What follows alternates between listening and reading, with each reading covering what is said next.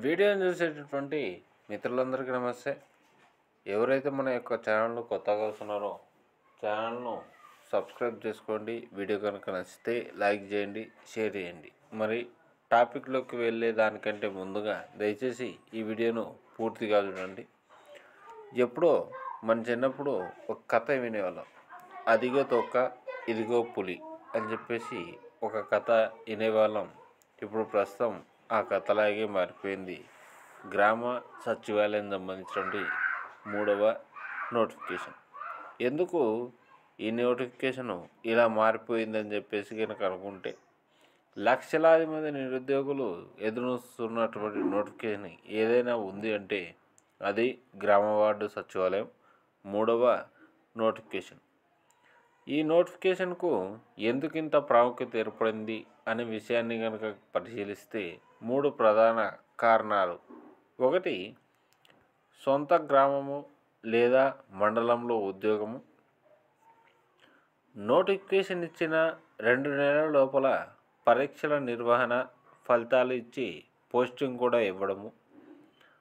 మూడవది ప్రధాన కారణం వచ్చేసరికి ప్రస్తుతం ఈ నోటిఫికేషన్ ద్వారా వేల సంఖ్యలో ఖాళీల భర్తీ చేపట్టడం.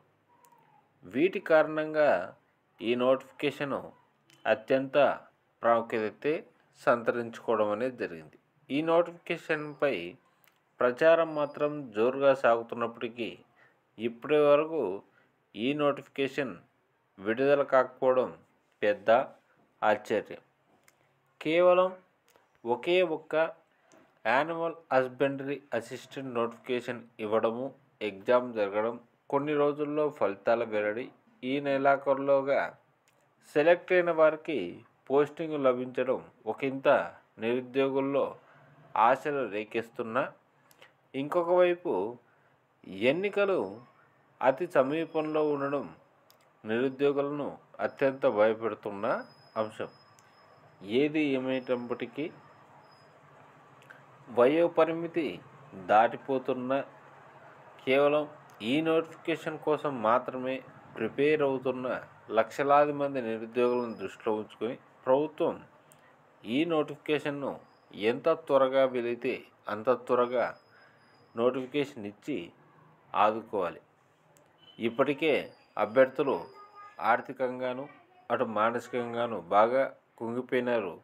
దయచేసి ఈ నోటిఫికేషను వెంటనే విడుదల చేసి అభ్యర్థులను ఆదుకోవాలని చెప్పేసి ప్రభుత్వాన్ని అయితే మేము కోరుతున్నాం.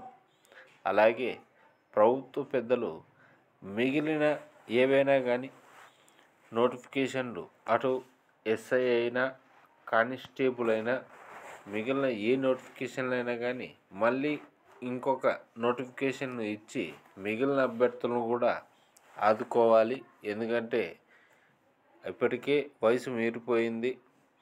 ఇంకా 2-3 నెలల్లో ఎన్నికలు కూడా వస్తున్నాయి.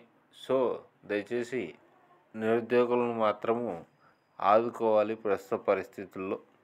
సో నోటిఫికేషను అతి త్వరగా వెలువడాలని చెప్పేసి మనందరం కూడా ఆశిద్దాం. వీడియో కనుక నచ్చితే లైక్ చేయండి, షేర్ చేయండి. Thank you.